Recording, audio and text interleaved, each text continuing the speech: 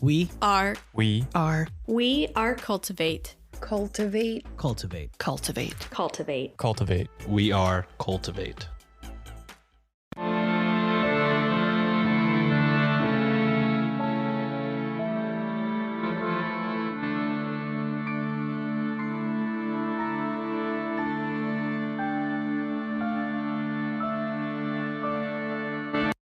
Hello and welcome to Ye Olde Crime, where we discuss the funny, strange, and obscure crimes of yesteryear.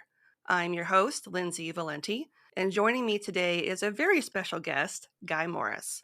Retired from a 38-year executive career with Fortune 100 software, high-tech, and global energy, Guy Morris has also been a published songwriter for Disney Records, a patented inventor, a Coast Guard charter captain, an adventurer, and now a self-published author of thrillers.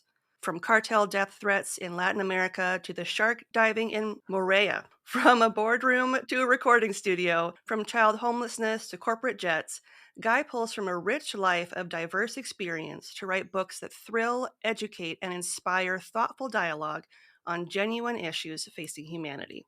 Since his 2021 debut, Guy has released 3 pulse-pounding thrillers inspired by true stories, actual technologies, global politics, and history.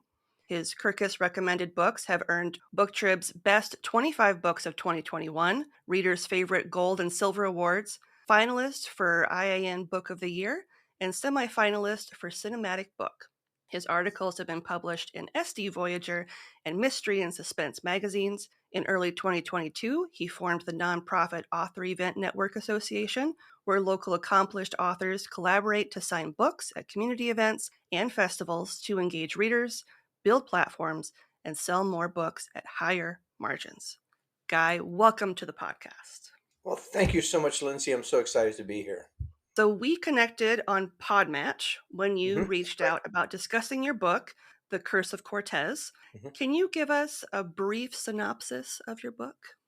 The Curse of Cortés is a modern-day thriller that dives into the mystery of a true billion-dollar abandoned plunder of Henry Morgan, why Henry Morgan went insane and burned his logbooks to keep the world from knowing why he had abandoned it, and now what went missing with that plunder was 600 souls and 3 ships. And then most importantly, how I connected Morgan's insanity all to events that led me all the way back to the origins of the Mayan creation myth.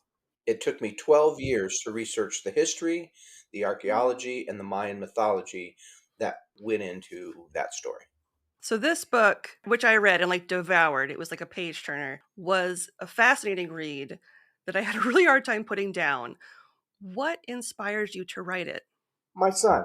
At the time that I first started researching it, I was a single parent. I worked really long hours, and so the only time I got to spend with my son was basically over dinner and for a bedtime story. And so we would read stories every night. And of course, as any 11-year-old boy would, he loved pirates and treasure and lost civilizations and ghosts and things that went boom. And you could just basically know what he's going to love.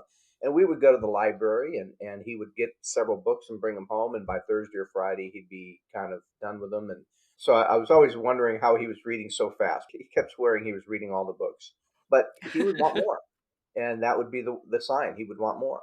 And so I wrote a first book because I had a lot of time in my hands and I'm not much of a TV watcher. I wanted to be productive. And so I decided, well, I'm going to write him a short story. And it was called Paolo and the Shark. In essence, it was sort of like an old man in the sea, but for a 10, 12-year-old boy and based in the Caribbean of 300 years ago. Part of the story opened up a mystery, and I never really solved the mystery in that book. And so he was always asking me about the mystery, was what was going on in those caves. And there was some scenes in the caverns of the book that intrigued him. And so I thought, well, I'll write a follow-up. But this time, I want him to learn some history. And so I'm going to go research real history. I'm going to research real historical mysteries of pirates in the Caribbean in that era and try and come up with something that I could base the story on that would have some factual foundations. And I thought, and those are the kind of books I love as an adult, right? The Hardy Boy mysteries and all of that kind of stuff, Agatha Christie's are all great and they're a lot of fun and they're mesmerizing to read. But Hmm. there's always a part of me that says, well, this is just pretend, right? And so Yeah. I wanted to find something real. And so I spent a year or more, a couple of years maybe, researching history books until I found one that just not only did I think it would resonate for my son, I was intrigued. So this is Good. the history part that comes in. In 1671-72, Henry Morgan, who was already one of the most successful privateers in history, Hmm. set out with 36 ships and 2,000 men to raid the city of Panama. The city of Panama was on the Pacific side of the Panamanian Isthmus, which made it a difficult adventure, but it was the richest city in the New World. All of the gold and riches from the Inca Empire were stored in Panama. Gems, jewels, minerals from Colombia, Ecuador were stored in Panama. Gold, silver, spices, food from Mexico were stored in Panama. And most importantly, and the most valuable resources was the opening up of the Orient. Chinese silks, musks, ox musks, elephant musks, Japanese carvings, Japanese and Chinese pottery, Ming Dynasty pottery. All of this stuff was coming over in giant Spanish galleons. One of them called the Santísimo de Trinidad, which comes up later in the story, from the Philippines and Asia, and they were priceless in Europe. And so Morgan decided that he was just going to go after the city and just capture the whole city. So he sends one ship to basically guard the harbor, a ship called the Caguay, to keep any ships from leaving the harbor as they came in. He lost over 1,000 men just getting over the jungles of Panama in the middle of winter when it was raining and there were snakes and spiders and indigenous peoples who would ambush them. But with less than 1,000 men, he raided the city of Panama. Somehow it caught fire, burnt to the ground in a day. He conquered the city, stayed for 4 months, torturing residents who survived to find their hidden caches. He ultimately got back with 35 tons, 700 mules worth of plunder, and 600 slaves. But when they got back to their fleet, which was still anchored on the Caribbean side of the isthmus, Hmm. he cheated all of his men. He gave them each a couple hundred pieces of gold each, which was nothing compared to the 35 tons that they had, and Hmm. then basically disappeared with everything on 3 ships, none of it ever seen again. But Morgan survived. 4 months later, he shows up with his ship, and it was empty, it was battered, it was beaten. His skeleton crew were half starving to death. Shows up back in Port Royal, Jamaica, and he's immediately arrested by the British, or he Hmm. probably would have been killed by the remaining men. The reason Sure. he was arrested was because while he was gone in Panama, raiding Panama, England and Spain had signed a peace treaty. And so this broke the peace treaty. And so he spent 3 years in house arrest in London, where he regaled the locals with all of his tales of conquering the Spanish and all of these tales of conquering cities. He was ultimately found not guilty. He was knighted by King Charles II as Sir Henry Morgan and sent back to Jamaica as a lieutenant governor with a full garrison of soldiers to get rid of piracy. But instead of going after any pirates except one man, the captain of the Caguay, who was guarding the harbor, who betrayed him, except for going after that one man, he held up on his plantation, went into this haunted, drunken debauchery, burned his logbooks to keep the world from knowing the truth. 3 years after he died, the whole city of Port Royal sinks into the ocean. At the time, locals of the time said they had been cursed by Morgan. I read that history, and I read it again and again and again. I was like, wait a minute here. There's a whole 2 or 3 stories behind this one story. What happened to 600 souls and 3 ships and 35 tons of plunder? It had to go Yeah. someplace. It didn't sink. Morgan's boat was fine. It was empty. That's where most of the treasure was. Somehow it got offloaded. He never wanted to say where or why or how. And then what happened to 600 souls and 3 ships? Somebody had to have found something by now. Hmm. And then what was it about that experience that traumatized Morgan so deeply that he would give up $1 billion plunder he had already killed thousands of people to get Hmm. and wuss out about it so he did not want to tell the world about why he was wussing out? I kept thinking, and then why did the locals think he was cursed as opposed to just a greedy SOB? Hmm. I couldn't put the story down, and I began researching. I began researching everything about Morgan. I began wanting to say, well, where are all the places he was documented ever to have been? Where are all the islands who think they claim they had Morgan gold on them? Can I go to those islands and validate the story? Can I look at that and say, well, does it fit with the facts? Many of these Hmm. islands, Morgan left his treasure here, but it's just a sand pit. I said, well, no, Morgan's not going to dig a pit for 35 tons of stuff. And that pit's Yeah. not going to be big enough for 600 souls and 3 ships. There Yeah. has to be caverns involved. And so I went through this logical process. For years, I would follow one thread and I would either reach a dead end or I would open up 100 more questions. Hmm. And so it ultimately led me to an island called Roatan. And this island was special. And I'm getting way ahead of myself.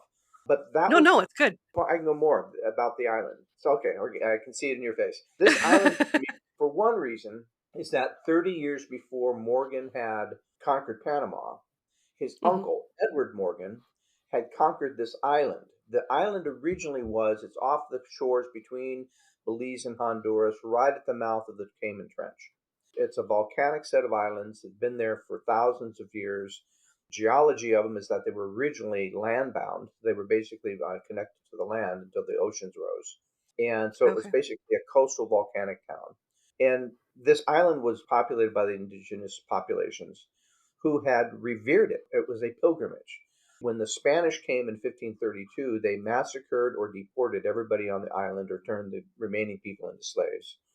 And they turned the island into a fort to guard the coastlines. The island before that had been a pilgrimage for thousands of years. The Spanish never bothered to find out why people were canoeing 50 miles into the open ocean to go to this island. What was so special about the island? Yeah. But that was the same island that Morgan's uncle conquered, and he turned it into a raging pirate base, maybe as many estimates of 5,000 pirates, merchants, and prostitutes basically populating the island. And it's actually a small chain of islands. It's not just one landmass. And so there's Hmm. smaller islands to the east and to the north that are unpopulated even to this day. And several of them contain large caverns. Many of them contain dangerous reefs. Some of them have underwater caves. In the 1960s, a road was discovered cut into the coral reefs. And this road extended out from Central America, Belize, directly out for well over a mile and a half before it sunk so deep they couldn't trace it anymore. That road led in the direction of Roatan Island. And so there were all these clues to say, well, what was the ancient history of this? And so Hmm. today there are the number of the people who still live on the island, the wave of different cultures. They had first it was the indigenous Maya, then it was the Spanish, then it was the English and the Dutch and the French, Portuguese, a culture called the Garifuna, which were escaped slaves from the Eastern Caribbean who basically fled to the Western Caribbean for freedom. So the Garifuna Hmm. population is still very strong on the island. So it's really got an interesting cultural mix. But the local Garifuna who live at the far east end of this island refuse to this very day. No one will take you to certain caverns because they're reported to be deadly with snakes, Hmm. scorpions, spiders, old bones in them from other people, and they're said to Hmm. be haunted by evil spirits. So all over time, I'm putting all of this together. Now, one of the clues that I had when all my research and the biographies and all the books I read about Morgan, one clue, and it was less than a paragraph, caught me. Morgan was hyper superstitious. Okay. All of the mythology of the Mayans, all of the gods, the names, the way they characterized their stuff, would terrify many of the Spanish and the English when they first got to Mesoamerica because it was so foreign to them from their artistry and their depictions of their gods and their demons. And so Hmm. I started hypothesizing, is it possible that Morgan, because Morgan knew this island well, his uncle had conquered it. He was a pirate. He had been on the island several times, knew the island extremely well, knew the outer islands where you could anchor a ship and nobody would really see it from the main island. Hmm. So he knew of all the places to go. And as it turns out, when I did the archaeology research, there were some ancient Mayan or pre Mayan artifacts on the island that now have disappeared. But they weren't Mayan, they were pre Mayan, they were ancient, they were almost too old to read. And they were markers on one of these outer islands. This is the clincher. In 1911, a British explorer who was really not much more than a grave robber treasure hunter named F.A. Mitchell Hedges excavated on this island. Now, Hedges is primarily famous for finding the crystal skull. And he found the crystal skull less than 50 miles away in Honduras, right across the bay, supposedly. Okay. But Morgan spent 7 years on this particular island digging on one of these outer caves. And he dug up, according to older records, thousands of pieces of old artifacts, potteries and things broken and mainly shattered stuff. But he claimed at one point that after several years that he had found Atlantis. He had found a civilization. Well, everyone at the time laughed him to scorn. Of course, Atlantis was being found everywhere, from the Bahamas Yeah. to the Azores to everywhere. And so Hmm. not a lot of people put a lot of credit into this. But a few months after that, Mitchell Hedges disappeared from the island. Now, many people on the island thought that he had died. They thought that he had fallen into the ocean. Maybe he went into one of these caverns and didn't come out. They didn't know. They just know that he disappeared. A few months later, however, unbeknownst to the islanders, Morgan showed up in New York with $6 million at the time, which is closer to like 250, 280 million today, of newly smelted gold. So he had gone someplace, smelted down the original format of the gold to a new bars, and when they asked him where he found the gold, he lied to them. He told them that he and a friend named Dr. Bell were walking along the beach. Their compasses went crazy, and when they dug in the sand, they found the gold in crates. And when it was pointed out to him that gold is not magnetic, there could have been 10 tons down there, it would have done nothing to his compass. He said, "Well, that's my Hmm. story. I'm sticking with it." He went to England with his money, bought a castle, and wrote his memoir. His memoir called Danger My Ally. And in his memoir, he talks about all the places he went except for two places: where he found the crystal skull and where he found the gold on Roatan. Even Interesting. he was terrified to talk about what had happened, where he had found it, and what made him so filthy rich. I could not put that story down. It took me years. And then I started realizing, well, this had something to do with the Maya.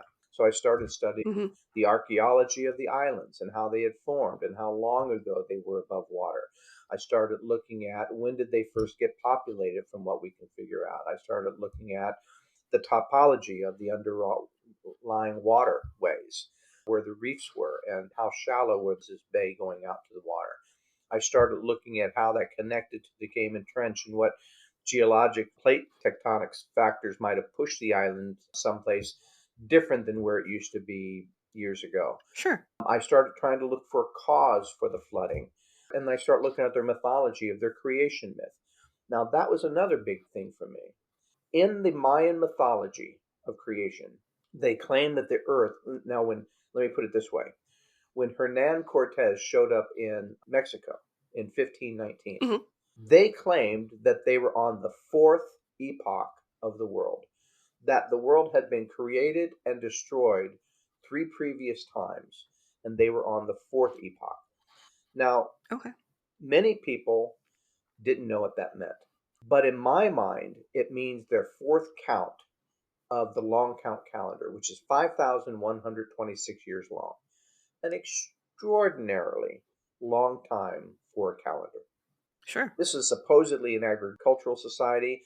I know they're not planning crop rotations out for 5,000 years.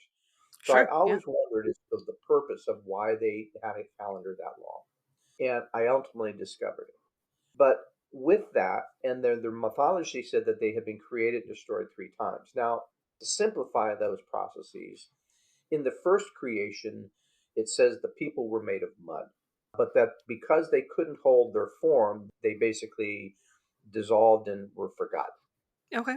I realized, though, by looking at other archaeological studies of Latin America, what the mythology was saying was not that the people themselves were made of mud, but that their architecture and their dwellings and the evidence of their society was mud based, which is Okay. exactly what we find when we go back in history to the archaeology studies of northern South America and Central America. Then the second form of people were made of wood. Now, the wooden people were better than the mud people, but because they didn't worship God, their place was destroyed, and this was key, by a great fire followed by a great flood.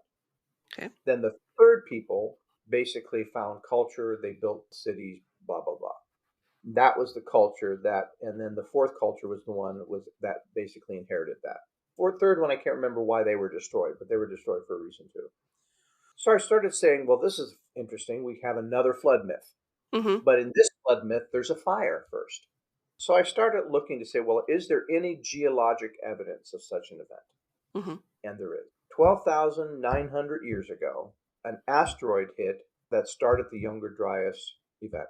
The asteroid supposedly hit in Canada on the Florent ice sheets north of Quebec.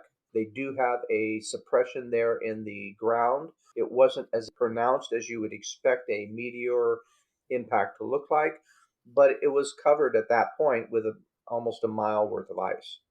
So you're going Sure. to get a mile's worth of ice basically distorting this meteoritic pressure. It was exactly at that time, though, that we saw the Missoula Lake basically dissolve, the ice lake there dissolve and create channels that went out through Oregon. It was when the oceans rose roughly about 400 feet over the next several hundred years. It basically caused great fires, and we know the fires because we can find the charcoal mat in the earth all the way down to Colombia. Mm-hmm. So fires across all of North America through Colombia that destroyed everything else and that raised the oceans. And these fires, there's studies that talk about when the asteroid hit the ice sheets, that it sent off huge amounts of debris in the form of chunks of ice as big as stadiums. And that they hit the oceans, they hit the South Carolina bays, that it would have caused broader havoc at the time. And I Mm-hmm. started realizing that the mythology was based on that particular event. And then I started just theorizing. And it was factual that the island of Roatan did exist at that time, but it wasn't an island. It was a wetland, shoreline, mountain range. Okay. And so, if that were the case, it would have experienced some of the worst of this North American heat wave and then tsunami wave hitting the island. And what if that was the foundation for the mythology? And what if the reason why the locals were terrified of these locations under these caverns underneath is because it was the remnants of that ancient civilization that was destroyed? Sure. That would have terrified a hyper superstitious man, Mm-hmm. terrified him. And so I thought, well, at least I have a plausible scenario that seems to add up to the facts. So then I had the real challenge. How do I turn this amazing story into an even better one?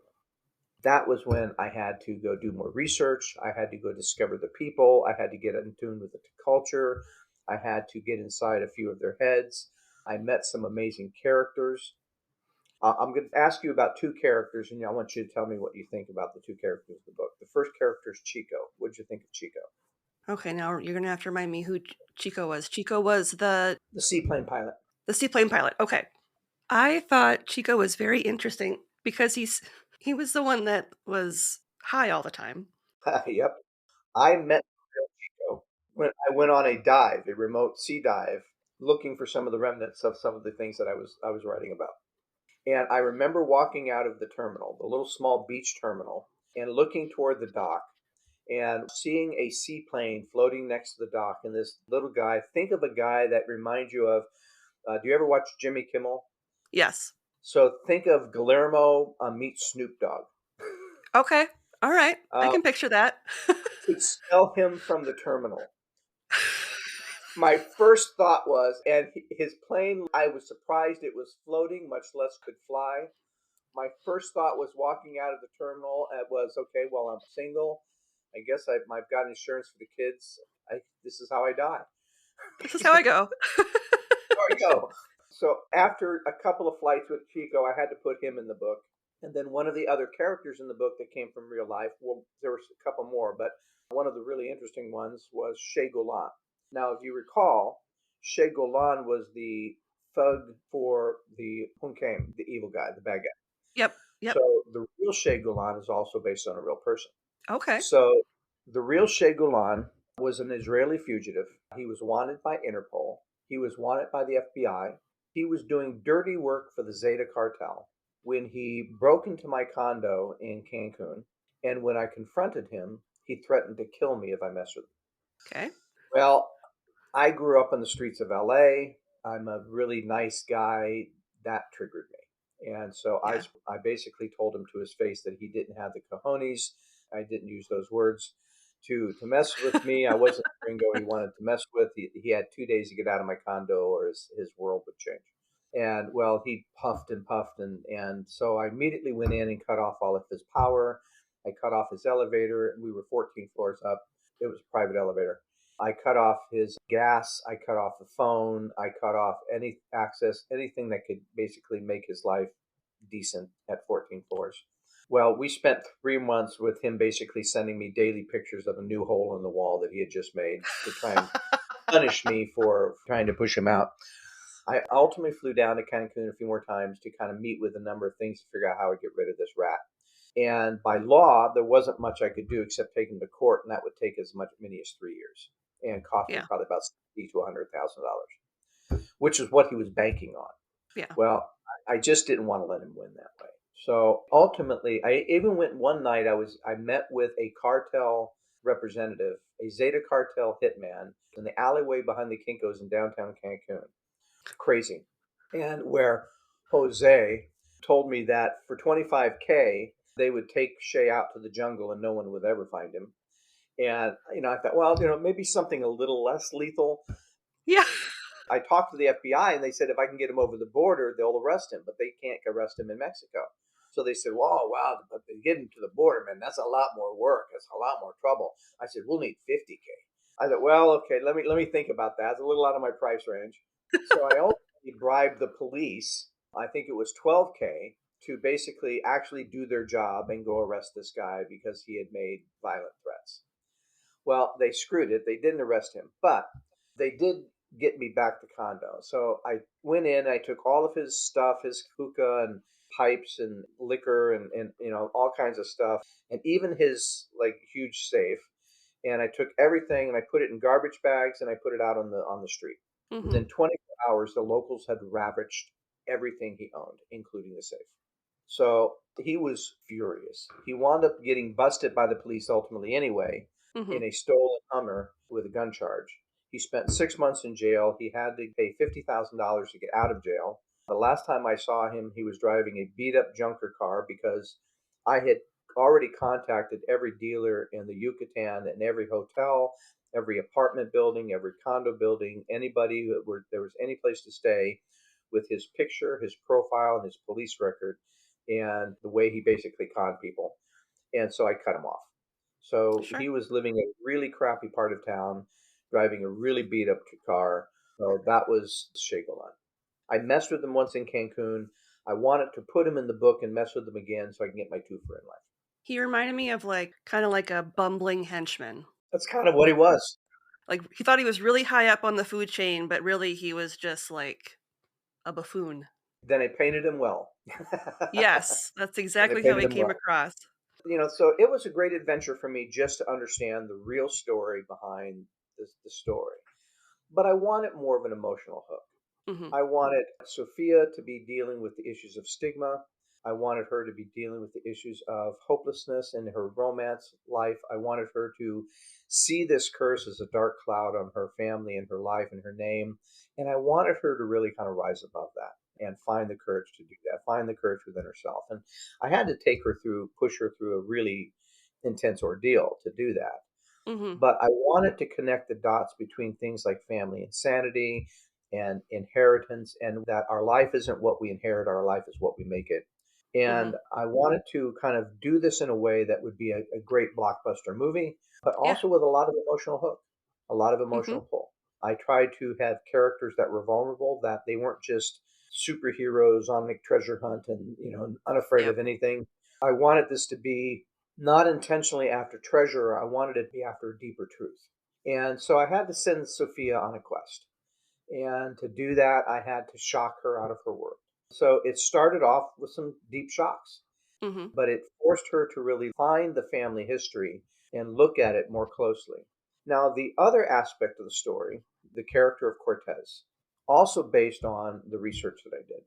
In the age of Spanish conquest, Mhm.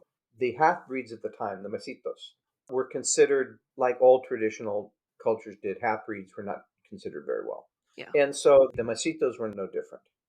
And the Cortés character is based on the illegitimate son of the illegitimate brother of one of the conquistador generals, Pedro de Alvarado, who was the conquistador general of Guatemala. And when Diego, his brother, died in battle in Peru, his illegitimate son would have been sent, like all Macito boys, were sent to the monastery at Mani, the Franciscan monastery. Hmm. These were very harsh men who lived Yeah. a very rigid, harsh, I would almost say cruel form of Christian faith. Hmm. And the real story is that one day, two of the boys from Mani were wandering in the foothills around North Guatemala, southern Mexico, and they stumbled onto a cave which had hundreds of Mayan relics and idols and things that were supposedly were forbidden by the Spanish culture and the church. And so these boys became sort of poster boys for what became the Yucatan Inquisition. The bishop, Diego de Landa, was just a horrifically pious, evil man Hmm. and wanted to basically purge all of these old demonic idols from the new land. And Sure. so they wound up burning all of these and destroying all of these artifacts. Well, that basically kicked off the Inquisition with De Landa in the Yucatan. And what would happen is that because the priest, and it's some of the most horrific, there's a book called Ambivalent Conquest, and Okay. it chronicles the Spanish conquest and and the Inquisition, and it chronicles some of the most horrific tortures that you could possibly imagine. Some of the ones Yeah. not all of them, but just a few of them I picked into the final pieces of the book. And I tried to get into the head of this orphaned boy who was taken from his mother, sent to this monastery, taught just enough how to read and write to be useful to the monks, Hmm. finding a cache of Mayan relics, thinking he's going to do a good deed that's going to win him favor by telling the monks and the priests about Hmm. this, and then ultimately years later being inducted to be the executioner to this whole thing, Yeah. where Yeah. he's torturing his own people just so that they will confess another cache of sacred idols, just so that they can push this purge forward even farther. Yeah. And the amount of psychological damage that that would have done to that individual. Yeah. And so I tried to kind of get into that mindset. And that was where Montego de Alvarado Cortés is the character. And he was where the curse came from. It was his life. It was his observations. It was his being caught in between the middle of the old life, the old world, and the new world, Hmm. being seduced into being the worst of the abuses of that new world towards the old world, and the amount of guilt and shame that would have accumulated in a man like that. The curse had to come from someplace, and I Yep. could not find any place historically rooted that had a better foundation. Yeah. So that was my journey. Tell me about how the final product came out for you. Well, in preparing to talk to you today, I went on your website and you have this page that kind of details what's fact versus fiction in the book and like the research you did. And I was extremely surprised to see just how much of it is actual fact. Like it's based on actual fact. And one thing I really liked about the book was the flow was very interesting. Can you explain a little bit what the Mayan cha is to our listeners and like how that was used in the book for like the flow? About the The cha? Oh, the cha. The cha. Wow, I had forgotten I'd incorporated that part. The Mayan cha is essentially their equinox, their day. It's essentially what we would call the solstice. And I used it essentially as just a time clock Yep. in the book. That you don't know exactly what's going to happen on this date. You're given a little bit of a glimpse as to what the cha is. That it's a celebration. It's like a solstice celebration, but it's very big in their culture. That's where we get the maypole from, and a number of other things that we hear about here. I wanted to have a time clock, that there's something that's ticking down, that we don't have all day, we don't have all year, we don't have a lifetime to find this treasure and to solve this mystery. There's something that's going to happen that's pushing us forward. And Hmm. so I wanted to use that, and that was for the antagonist. It was an event that he was going to use. And I don't want to do a spoiler, but it was an event that he was Yeah. going to use to change the world in Latin America in such a way that would give him an advantage over everyone to lead the entire continent. Yep. It was a very fancy countdown to a coup. But I used it because it affected the mentality of the people from the Mayan culture and the Hispanic culture. It allowed for news broadcasts and other larger scope governmental events and dignitaries to have reasons to be participating in these events. It Hmm. became sort of the candy that you're drawing or the light that you're drawing the moths to that Yes. will be their own destruction. That will basically change the histories from the old history to the new history in a blink of an eye. I wanted this curse to be broader than just what was happening with the family, was to try and see how it might radiate outwards in the other people that it would affect. And so the Huncame character, Huncame was one of the gods of the Mayan, who was one of the evil gods. He was basically one of the lords of the underworld who controlled other lords. And so that became sort of just as many of the narco cultures will pull from their Mayan heritage for some of their cultural aspects and some of their Hmm. naming and some of their traditions. I wanted to create a mimic that within the narco lord that was behind that name. But more so than a narco lord, somebody just as we see other sociopathic geniuses go from small time criminal to masterminds of huge enterprises. I wanted to reflect that genius in him as well as the madness. And that's again to reflect what's really going on in Latin America today, where some of the cartels have essentially taken over police. That they've essentially taken over aspects of the government. They've either bribed or intimidated enough people where they have control. And so the governments themselves don't really necessarily even feel in control all the time. They're Hmm. afraid to confront these forces because of how well armed they are. Ironically, from American gun manufacturers, which is a completely different topic I didn't touch on. But I wanted to immerse the reader more into the Mayan culture by using that as the time scale. Now, the other aspect of that, when you're looking at creation myths, at one point in my mind, I said, well, if I'm looking at the Mayan concept of creation, what does the Mayan concept of the end of the world look like? Hmm. What happens when this? Oh, I don't think I mentioned, I think I forgot a point. It finally dawned on me that this 5,126 year long calendar, it's in the culture going back. Yeah. The last time they had it start was in 3114 BC. That was the one that ended the calendar that ended in 2012 that had all the hoopla. I Yeah. finally realized that when the Mayan prophecies were talking about epochs, the three epochs of the creation, they were talking about cycles of this 5,126 year long calendar. So that was how they counted ancient time. We might say 10 millennia. We might say, 10 centuries. We might say a millennia. We might count it different ways. That was Hmm. their central big count of numbers. And through that, they said the world changed dramatically through these time periods, right? And we can Hmm. see that even historically. If we go back 5,000 years, the world was really different than if you go back to 5,000 before that and 5,000 before that. Yep. What it did do is it pushed me into realizing that the Mayan mythology goes back to essentially 18,000 BC when you add all of these numbers up. And that was a conflict for a long time to archaeologists and historians who believed that people did not arrive on the Americas until 12,000, 13,000 years ago. Hmm. Since that time, though, when I was a kid, there have been a number of archaeological discoveries that have pushed that timeline back to at least 30,000 years. And by one estimate, based on a dig in San Diego, they think it could go back as much as 100,000 years. So people have been on the Americas far longer than the original 12, 13,000 year estimate. And once that was confirmed, then the date of the Mayan mythology going back was also confirmed, which is an amazing amount of archaeology and history to uncover. But Hmm. when we look at the end of their epoch, what happens next? We find a prophet named Chalambalam.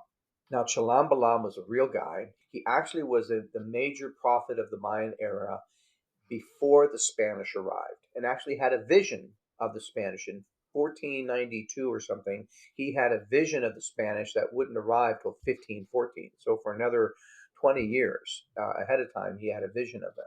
And from that vision, Chalam Balam actually went through the empire, collected a lot of his codex, his sacred writings, his sacred rituals, his number of things, and created a secret library to keep it safe from this coming scourge.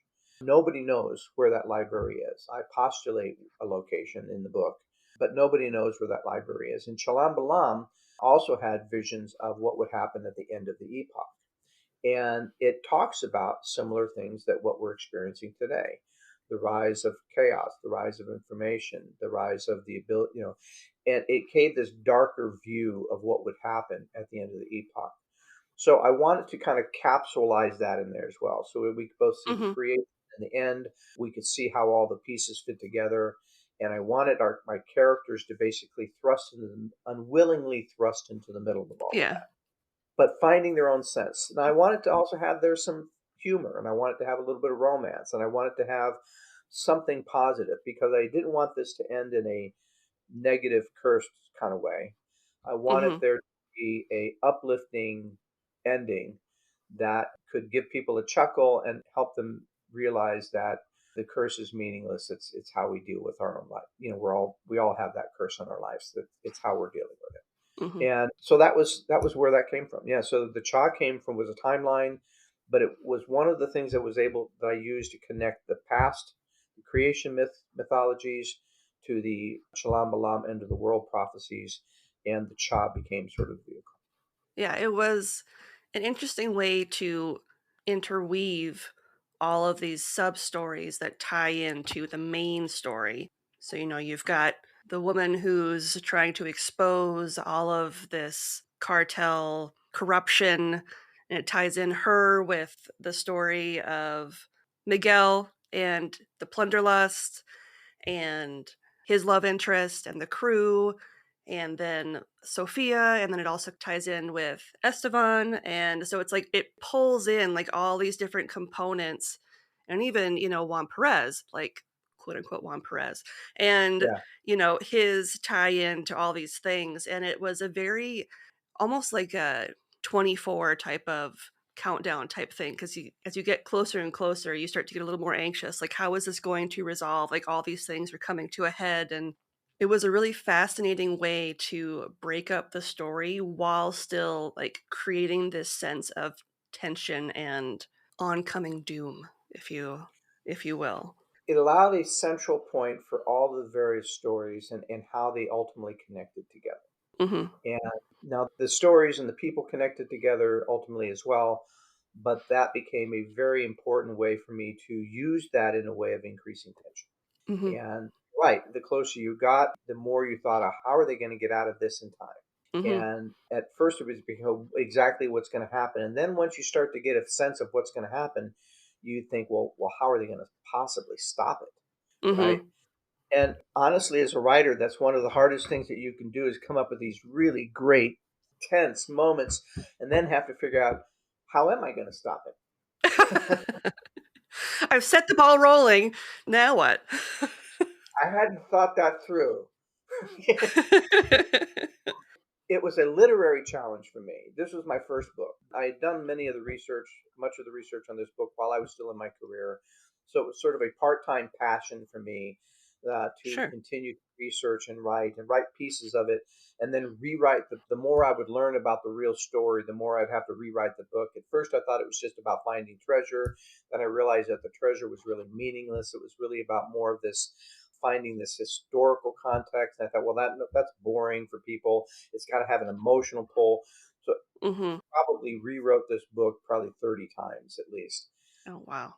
trying to find the right tone to bring in that rich, fascinating history, Hmm. explain this true mystery of $1 billion lost plunder, but have it in a way that's pulls you in an entertaining way.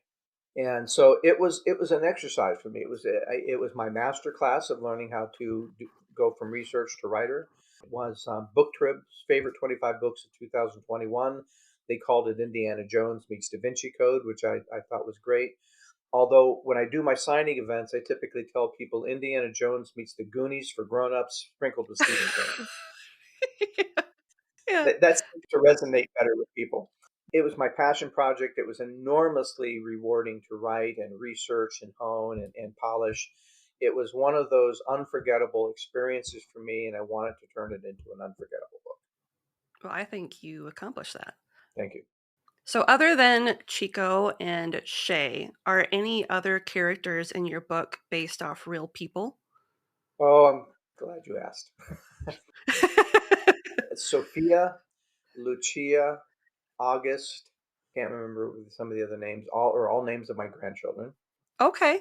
The character of Darcy has, I'm not going to say which elements, but has elements of my wife. Okay. The redhead, the fiery temper, the not letting people get away with stuff, the person who's going to take charge when things are down, Mm-hmm. just has a heart and a soul that kind of comes through all of that. The last scene of the book, and I know I'm not going to spoil it for the readers, but the scene on the yacht and the last scene of the Mm-hmm. book actually is based on a real life experience between Darcy and I, Okay. including some of the dialogue of the 4 billion men on the planet and all of that kind of stuff is actually from that experience. And so it was such a funny experience for us that even at the time, a friend of mine who was a film writer, he said, dude, you got to somehow you got to put this in writing. This is a film or this is a movie scene or something. Yeah. So when I wanted to have a positive way of ending the story after all of the intensity that I put people through to get Mm-hmm. to the end, I wanted to end it in a really uplifting way, and that seemed to fit perfectly. But Yeah. most people never know that that scene actually took place in real life, modified, of course, but took Sure. place in real life between my wife and I. That's really Yeah. cool. We've discussed, like the history about Roatan and like how it's no longer part of the mainland, but yet all these pilgrimages had taken place to go to this now island. Do you have any theories on why Mesoamerican tribes would make this pilgrimage? Well, yeah, absolutely. I think I tried to explain it maybe not as well as I could have in the book, but I think that there was a memory of the fact that this was where the survivors were. This was where they were destroyed. This was their link to that mythology of creation. Just as we have pilgrimages for people going back to Israel today to find the place where the nativity scene, right? The Church of the Sure. Nativity, I was trying to think of. Hmm. We really don't know if that was exactly where that happened. Yep. It's commemorative. It's sort of like, well, we know it was somewhere around in here. Mesoamericans would have done the same thing. They said, well, we don't know exactly where this event occurred, but Jobalba, which is part of their mythology, which is the underground place of death and fear. Jobalba's populated by snakes and scorpions and ghosts and evil spirits and death and blood and bones. All of the things that you would find in the aftermath of a natural disaster that had been buried by hundreds of feet of ash. And we Hmm. have other examples at Santorini, which used to be the island of Thera. They have found wholly formed civilizations and buildings and lentils underneath the island of Santorini because when Thera erupted, it basically dumped hundreds of feet of ash, and for thousands of years it buried this civilization entirely. And so they Hmm. found basically intact cities under all of this. So Hmm. I was imagining that you might find something, maybe not as advanced, certainly because it was much older, would have been much more Neolithic, but you would have found evidence of that civilization underneath the mountains of Roatan, the caverns of Roatan, had you dug more. And so Yeah. the idea was that they had found that the pilgrimage, now the marker that was found by the archaeologists 25, 30 years ago that they removed was not actually on the island of Roatan itself. It was actually found on the small island of Isla Barbareta, which is Okay. where some of it occurs. But again, it didn't really have any, they couldn't really, it had been weathered. They knew it had been carved by somebody for something. They knew it had been weathered, but it was so weathered they really couldn't read it. So they really didn't study it very much. It was one of those kind of things that was a little blip in the book. But Hmm. it was an important blip for me because it said that there was a culture there. It explained the pilgrimage. Sure. It explained Sure. where the pilgrimage was going, and it connected to these other things. So I believe that the pilgrimage to the island was because this was their place of Jobalba. This was their sacred place. And this was both the end of the old epoch and the beginning of the next. And I think it marked that transition. I mean, that's postulation on my part. I've never really Hmm. could find a definitive answer. Most of the records by the Mayans were destroyed by the Spanish, and the Spanish never bothered to keep records on that. I can identify that the road went out there. I can identify that there was the ancient markers. And so some of these things are just a little bit too coincidental for them not to line up, but there is a little bit of presumption involved in trying to finish connecting those dots.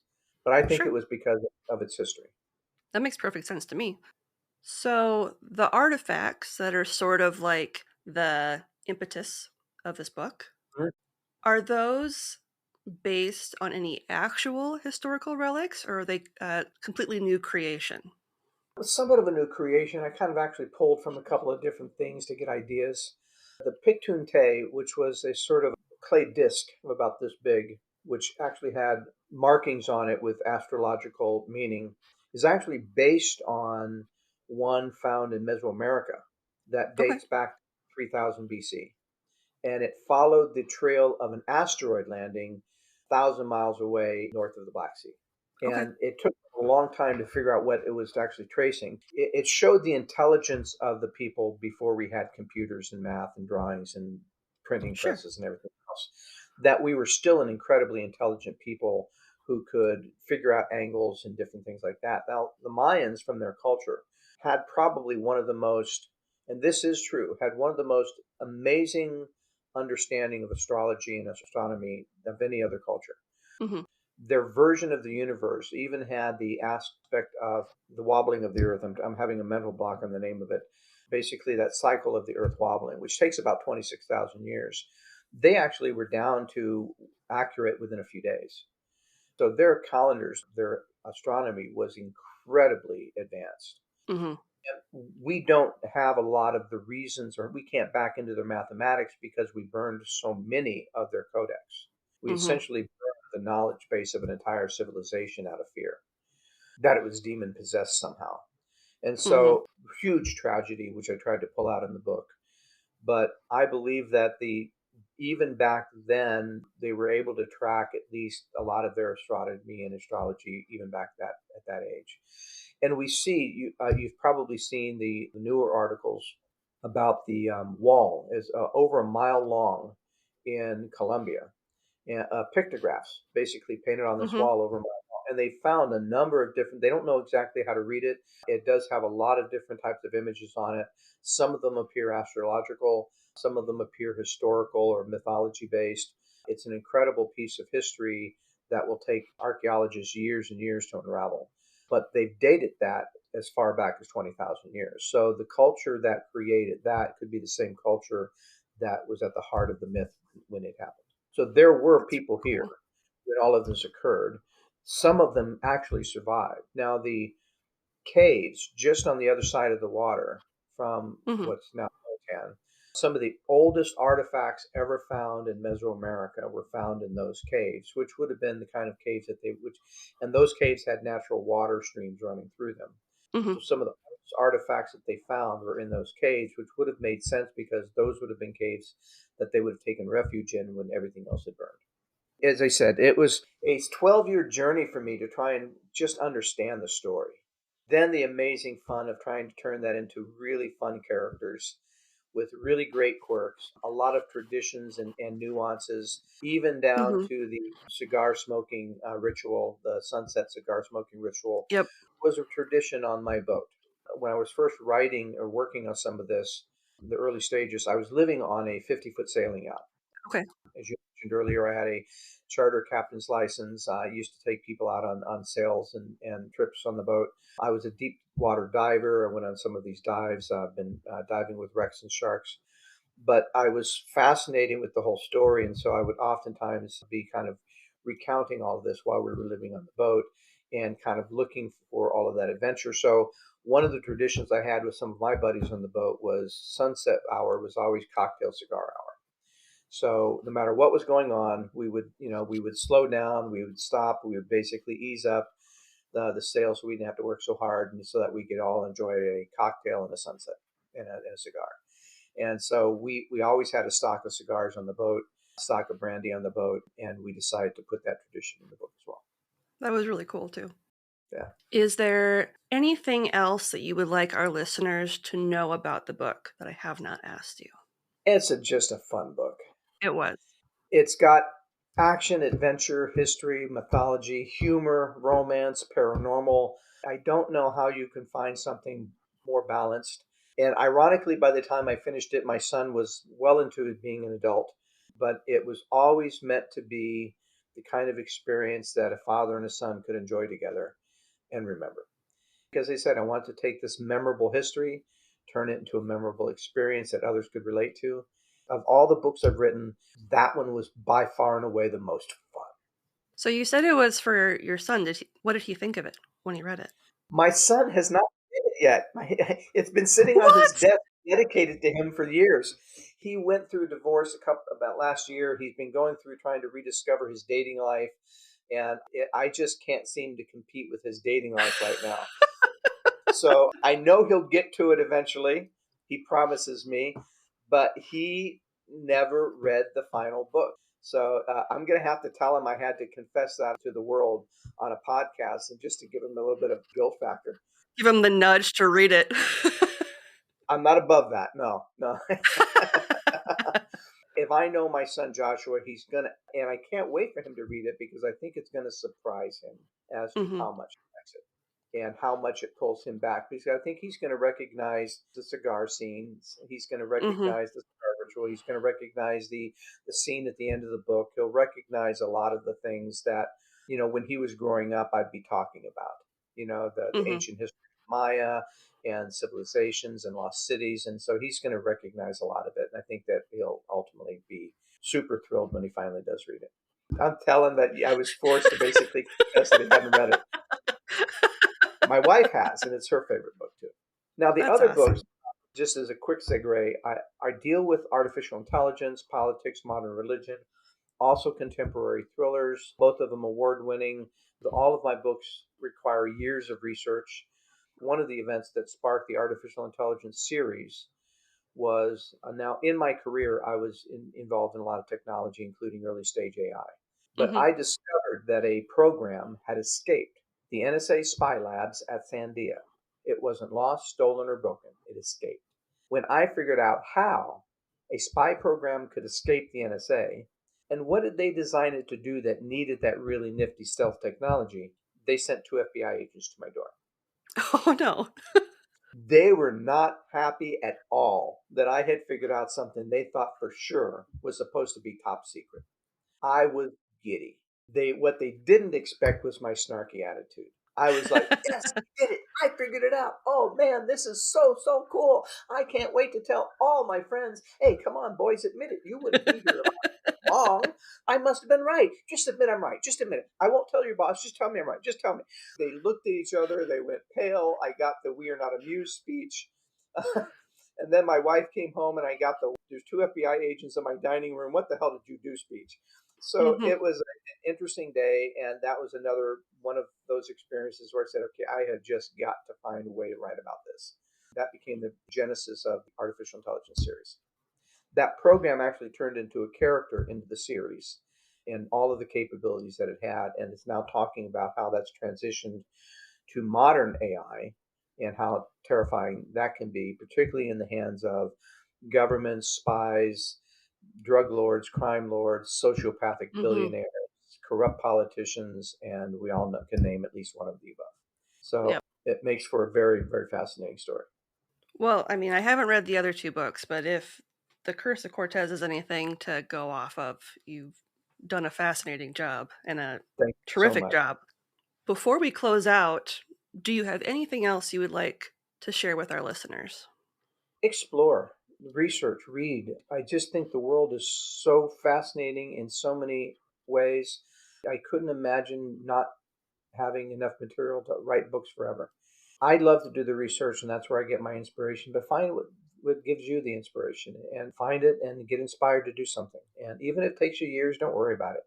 Just enjoy the process and enjoy the learning. And I'm just thankful that you invited me on and to talk about this amazing experience. Most of the time, people want to talk about AI. I love it when somebody wants to talk about the history and the archaeology and the experience of Cortez. So thank you, Lindsay, so much for having me on. Yeah, thank you. We will have a link to purchase your own copy of The Curse of Cortés in our show notes. I highly encourage all of our listeners to check it out. And on that note, thank you so much again, Guy, for being on the show. Thank you. And I'm Lindsay, and we'll see you next time with another tale as old as crime.